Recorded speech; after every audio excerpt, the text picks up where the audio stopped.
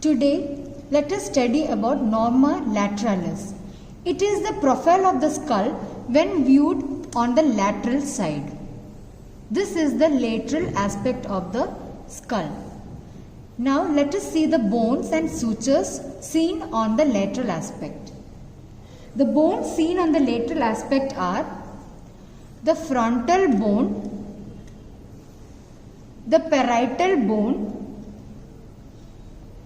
the occipital bone,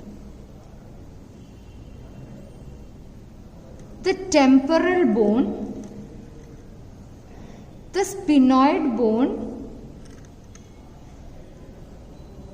the zygomatic bone, the mandible and the maxilla. You can also see the nasal bone. Now, the sutures seen on the lateral aspect of the skull are coronal suture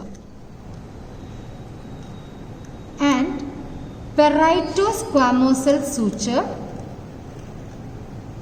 lambdoid suture. Now, let us look at certain features on the lateral aspect.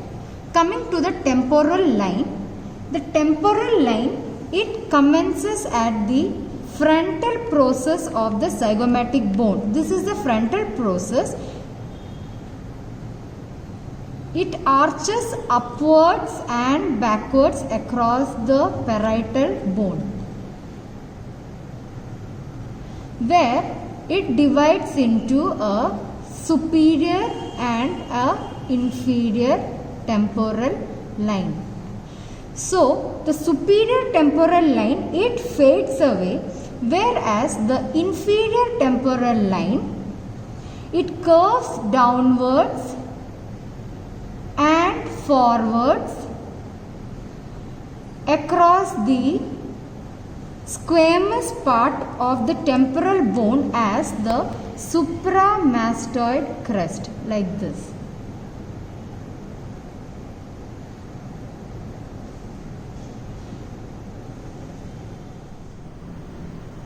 Now we will see the zygomatic arch. Zygomatic arch is a horizontal bar of bone formed by the temporal process of the zygomatic bone and zygomatic process of the temporal bone.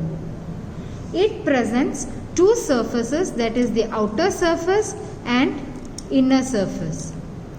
It has two borders, upper border and lower border. The upper border is continuous in front with the temporal line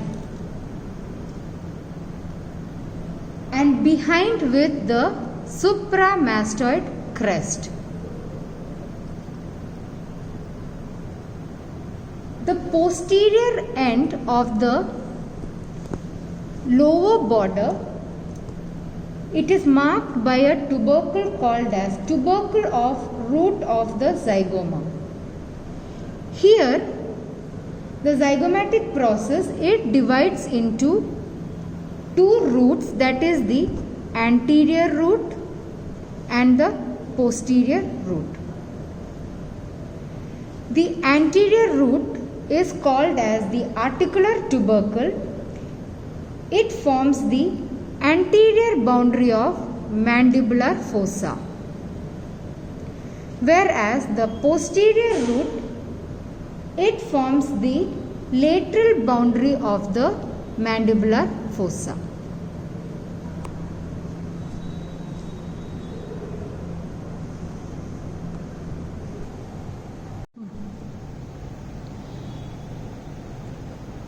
Next, we will see the external acoustic meatus. It is an opening just below the posterior root of the zygoma. Its anterior wall, the floor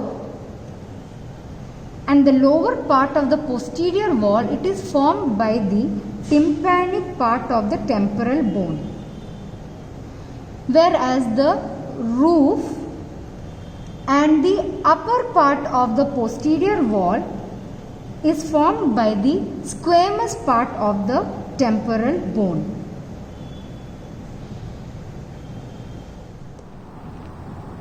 Now we'll see suprameatal triangle or the triangle of McEwen.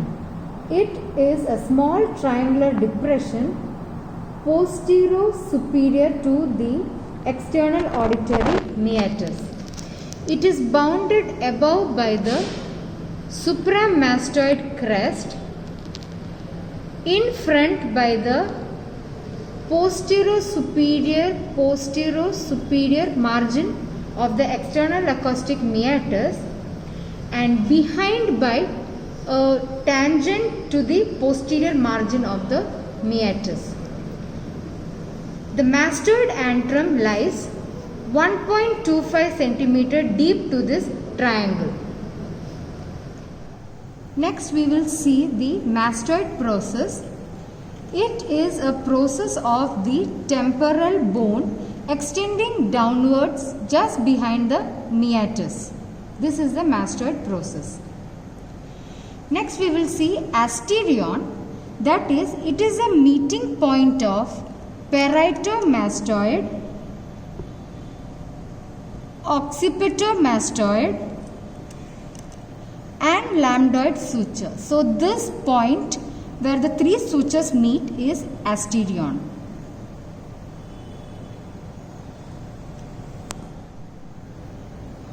Now let us see the temporal fossa. Temporal fossa is a shallow depression on the side of the skull. It is bounded above by the temporal line, below by the zygomatic arch and the supramastoid crest laterally, and infratemporal crest medially. This temporal fossa, it communicates with infratemporal fossa through a gap between the zygomatic arch and the side of the skull. Now let us look at pterion.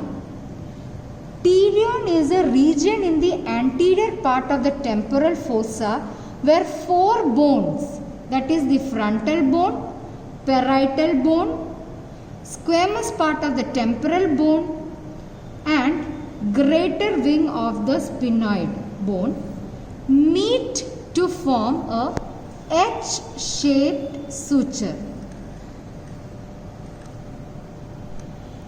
This H-shaped suture is called as pterion.